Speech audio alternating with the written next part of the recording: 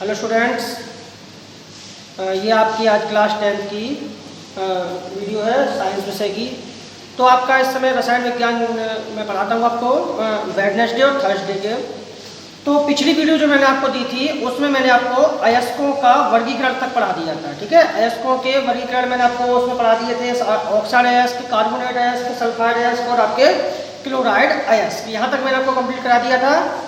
उसके बाद में अब इसका जो नेक्स्ट है टॉपिक वो है आपका धातुओं का परिष्करण। ठीक है, धातुओं का परिष्करण। देखिए पिछली वीडियो में मैंने आपको ये बताया था कि धातुएं जो होती हैं वो अपने अयस्कों के रूप में या खनिजों के रूप में भूपर्पटी में पाई जाती है। ठीक है, तो खनिजों के रूप में पाई जाती है। तो मैंने बताया था आपको कि जिन खनिजों से धातुओं का सुगमतापूर्वक कम लागत पर निष्कर्षण किया जा सके वो आपके अयस्क कहलाते हैं। अब क्या करेंगे कि यहाँ पर हम पढ़ेंगे अयस्क यानी धातुओं का परिष्करण, अर्थात उन अयस्कों से धातु हम कैसे प्राप्त करते हैं। अब देखिए सबसे बड़ी बात एक ये है कि जो हमारे जो अयस्क होते हैं उनसे धातुओं का जो परिष्करण होता है यानी कि हम जो धातु प्राप्त करते हैं उसके लिए ऐसा नहीं है कि सभी हमारी जो धातुएं हैं वो किसी एक ही विधि से प्राप्त हो जाए।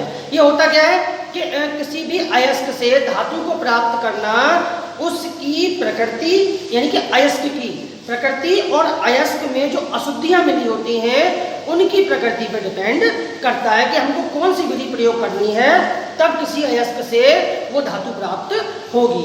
देखिए जो कोई अयस्क है आपका उसमें जो अशुद्धियां मिली हुई होती हैं उनको हम अधात्री या गैंग कहते हैं। क्या कहते हैं? यानी किसी भी अयस्क में जैसे रेत है, कंकड़ है, पत्थर है, मिट्टी है, ऐसी जो अशुद्धियां मिली हुई रहती हैं उनको हम अधात्री या गैंग कहते हैं। तो एक तो इनकी प्रकृति अशुद्धियों की और एक अयस्क की प्रकृति, इन पे डिपेंड करता है किसी भी धातु का परिष्करण। और अलग अलग धातुओं के लिए अलग अलग विधियां प्रयोग में लाई जाती है। ठीक है, तो किसी भी अयस्क से शुद्ध धातु को प्राप्त करना उस धातु का परिष्करण कहलाता है। इस प्रक्रिया को कहते हैं धातु का परिष्करण या धातु का धातु कर्म, ये उसको कहते हैं। ठीक है, अब इस वीडियो में क्या आता है, अगर जो टॉपिक आता है इसमें धातु कर्म में वो आता है अयस्कों का सांद्रण। अर्थात हमारे पास कोई भी अयस्क है तो पहला स्टेप हम करेंगे उसका सांद्रण करेंगे। क्या करेंगे? सांद्रण। तो देखिए इसके लिए क्या है कि अयस्कों का जो सांद्रण होता है वो अलग अलग विधियों द्वारा किया जाता है। ठीक है, तो इसमें क्या है कि अयस्क जो उसका जो सांद्रण किया जाता है तो उसमें सांद्रण जो हम करते हैं वो उसमें उपस्थित जो अशुद्धियां होती हैं उनको दूर करना। यानी कोई भी आपका अयस्क है उसके अंदर रेत, कंकड़, मिट्टी, बालू, पत्थर, ये जो अशुद्धियां मिली हुई हों उनको अलग करना, ये कहलाता है उस अयस्क का सांद्रण। और ये जो सांद्रण होता है वो अलग अलग अयस्कों के लिए अलग अलग विधियां इसके लिए आपकी होती हैं। ठीक है, तो इसमें जो आपकी पहली विधि है वो है आपकी गुरुत्व पृथक्करण विधि। कौन सी विधि है? गुरुत्व पृथक्करण विधि। तो इसमें क्या होता है, जो गुरुत्व पृथक्करण विधि होती है ये आपकी भारी अयस्कों के लिए होती है। कैसे अयस्कों के लिए होती है? भारी अयस्कों के लिए। जैसे भारी अयस्कों में आपके आते हैं कार्बोनेट आते हैं, ऑक्साइड अयस्क आते हैं, ये जो आपके अयस्क होते हैं ये आपके गुरुत्व पृथक्करण विधि द्वारा किए जाते हैं। तो इसमें क्या होता है कि जैसे भारी अयस्क हमारा होता है और उसमें आपकी कोई हल्की अशुद्धि मिली हुई होती है तो हम इस अयस्क को जैसे कहीं रख लेते हैं, किसी प्लेटफॉर्म पर रख लेते हैं इसको, और इसमें पानी की तेज धारा लगाते हैं। क्या लगाते हैं? पानी की तेज धारा। अब होता क्या है कि आपका अयस्क तो आपका भारी होता है, तो भारी अयस्क जो होता है तो वो पानी की तेज धारा से नहीं बहता, लेकिन जो रेत है, कंकड़ है, मिट्टी है, ये हल्की जो उसमें होती हैं अशुद्धियाँ वो पानी के साथ उस तेज धारा के साथ बह जाती हैं। तो जिससे क्या होता है कि हमारा शुद्ध अयस्क हमको अलग प्राप्त हो जाता है और जो अशुद्धियाँ होती हैं वो उस पानी की तेज धारा के साथ आगे बह जाती है। ठीक है, तो ये आपकी होती है आपकी कौन सी? गुरुत्व पृथक्करण विधि। ठीक है, इसमें आपका जैसे हेमेटाइट है, आयरन का अयस्क है, मैग्नेटाइट है, ये भी आपका आयरन का अयस्क है। तो इनका जो आप जानते हैं वैसे लोहा ऑलरेडी बहुत भारी होता है, तो इस तरीके से आपके ये जो अयस्क होते हैं इनका जो सांद्रण किया जाता है वो गुरुत्व पृथक्करण विधि द्वारा किया जाता है। ठीक है, नेक्स्ट आपकी आती है फैन प्लवन विधि। कौन सी आती है? फैन प्लवन विधि। अच्छा, जो फैन प्लवन विधि होती है इसमें क्या करते हैं कि ये जो होती है वो आपकी हल्के अयस्कों के लिए होती है। किसके लिए होती है?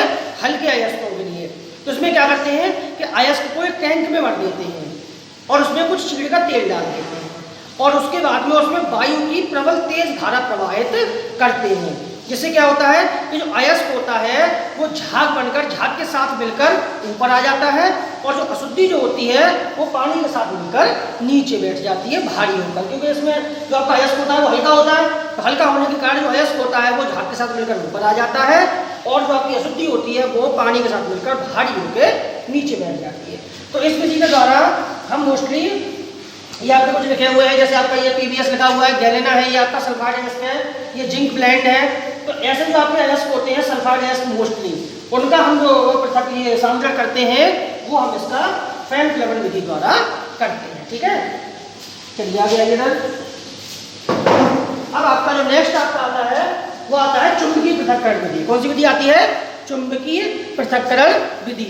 तो चुंबकीय पृथक्करण विधि में हम किन अयस्कों का उपयोग करते हैं? इनमें हम उन अयस्कों का सांद्रण करते हैं जिन अयस्कों में या तो अयस्क और या उसमें उपस्थित कोई अशुद्धि चुंबकीय नेचर की होती है, जैसे मैग्नेटिक नेचर की होती है। तो उसके लिए हम इस वाली विधि का चुंबकीय पृथक्करण विधि का प्रयोग करते हैं। अब इसमें होता क्या है कि इसमें दो पहियों का एक रोलर होता है, और उस रोलर पर एक पट्टा चढ़ा हुआ रहता है, और वो मैग्नेट के रोलर होते हैं। तो इसमें हम करते क्या है कि ऊपर से एक साइड से उस अयस्क को, पिसे हुए अयस्क को डालते जाते हैं, और वो उस पर पट्टी पे आगे की ओर बढ़ता आता है, और जो चीज चुंबकीय होती है, चाहे तो अयस्क और चाहे उसमें उपस्थित गैंग या अधात्री यानी कि अशुद्धि, तो जो अशुद्धि अगर चुंबकीय होगी तो वो उसके अयस्क के उसके जो रोलर होता है उसके पास गिर जाएगी, और जो अयस्क होगा वो दूर जाके गिरेगा। अगर अयस्क में चुंबकीय नेचर होगा तो वो उसके पास गिर जाएगा, और जो अशुद्धि होगी वो आपकी दूर चली जाएगी। तो इस तरीके से उन दोनों का पृथक्करण भी हो जाता है। तो जब चुंबकीय पृथक्करण जो विधि होती है उसमें जो ये लिखा हुआ अयस्क का जो गैंग होता है वो आपका चुंबकीय प्रकृति का, या कोई भी एक चीज उसमें से चुंबकीय प्रकृति की होनी चाहिए। इसमें जैसे आपका बॉल्ट है, ये आपका इन ऐसे अयस्कों का जो सांद्रण किया जाता है वो चुंबकीय पृथक्करण विधि द्वारा किया जाता है। ठीक है, तो इसका जो आपका अगला टॉपिक आता है, देखिए, और इसमें क्या है कि इनकी जैसे कि आपका गुरुत्व पृथक्करण विधि है, या फैन प्लेवन विधि है, या आपकी चुंबकीय पृथक्करण विधि है, इनकी मैं जो PDF आपके लिए दूंगा उनमें इनके डायग्राम भी हैं साथ में। ठीक है, तो वहाँ से आप इसकी थ्योरी और इसका डायग्राम दोनों ही आपको तैयार करने हैं, और कॉपी पर भी इनके डायग्राम साथ के साथ बनाने हैं। नेक्स्ट आपका आता है सक्रियता श्रेणी में नीचे आने वाली धातुओं का निष्कर्षण। ठीक है, तो देखिए अब क्या है कि जैसे सक्रियता श्रेणी मैंने आपको पहले पढ़ा चुका हूँ सक्रियता श्रेणी।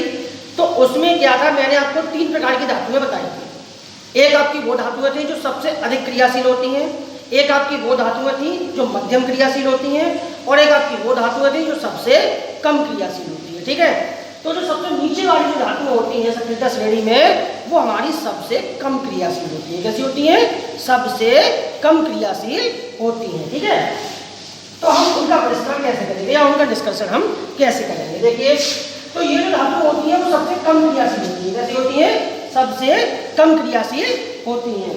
तो इनका जो हम परिष्करण करते हैं वो करने के लिए हमको क्या किया जाता है कि पहले हमको जो भी, जैसे इसमें जो सबसे कम क्रियाशील धातु जैसे आपकी देखो लिखी हुई है, जैसे आपकी ये कॉपर है, पारा है, या आपकी AU है, सोना है, AD चांदी है, ये जो धातुएं हैं उनका परिष्करण या निष्कर्षण करने के लिए हम क्या करते हैं कि सबसे पहले धातुओं के जो अयस्क होते हैं उनका भर्जन करते हैं। क्या करते हैं? भर्जन करते हैं, उन्हें उसकी रोस्टिंग करते हैं, रोस्टिंग। और रोस्टिंग करने के बाद पहले उन्हें ऑक्साइड में चेंज कर लेते हैं। किसमें चेंज कर लेते हैं? ऑक्साइड में।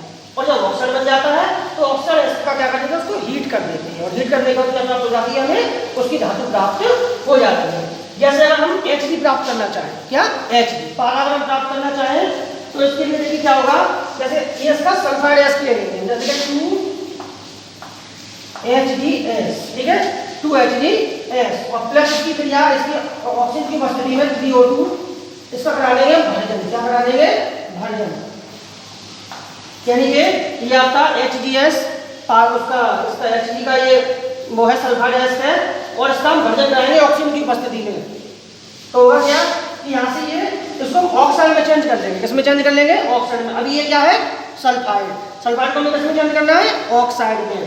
तो देखो यहाँ पे 2 Hg के हैं, और यहाँ से 2 के ले लीजिए, तो बन जाएगा 2HgO। ये देखो 2 Hg के यहाँ से, और 2 के यहाँ से लेकर हम बना लेंगे 2HgO। अब देखो यहाँ पे बचे S के कितने? 2 हैं, 2 बचे यहाँ पर S के, और O के 3 दूनी 6 में से हमने 2 ले लिए, तो 4 बचे हैं हमारे पास O के। तो हमारा यहाँ बन जाएगा 2 SO2, ठीक है। यहाँ पर बनेगा सल्फर डाई ऑक्साइड, यहाँ पे दो एस क्या आता है और 4 आता है, ये ओके, ठीक है। अब क्या करेंगे कि जैसे ही हमको ये इसका ऑक्साइड एस प्राप्त हो जाता है, ऑक्साइड को कर देते हैं हम हीट, क्या कर देते हैं, हीट कर देते हैं। 2HDO, तो इस 2HDO को जैसे हम यहाँ पर हीट करेंगे तो ये धातु उसमें अलग हो जाएगी 2Hd और प्लस ऑक्सीजन इसमें से आपका अलग हो जाएगा, ठीक है। तो यहाँ पर ये हमको ये धातु हमको यहाँ पर प्राप्त हो जाती है। तो इसी तरीके से अगर कोई भी ऐसी धातु है जो सक्रिय श्रेणी में नीचे आती है तो उनको पहले हम उनका वर्जन करते हैं, उसकी रोस्टिंग करते हैं, रोस्टिंग करने के बाद उसको ऑक्साइड में चेंज कर लेते हैं और ऑक्साइड को हीट करने के बाद हमको धातु प्राप्त हो जाती है, ठीक है। तो यहाँ तक कि ये आप यहाँ से देख लेंगे, मैं इसकी PDF भी डाल दूंगा, तो वहाँ से आप इसकी थ्योरी प्लस इनके अगर कोई भी डायग्राम है तो वहाँ से उनको कंप्लीट कर लेना। इसके आगे जो कल आप अगली जो आपको वीडियो मिलेगी उसमें आपको सक्रिय श्रेणी में बीच में स्थित और सबसे ऊपर स्थित उनका और इसके इस पार्ट के आगे के टॉपिक आपको प्राप्त होंगे।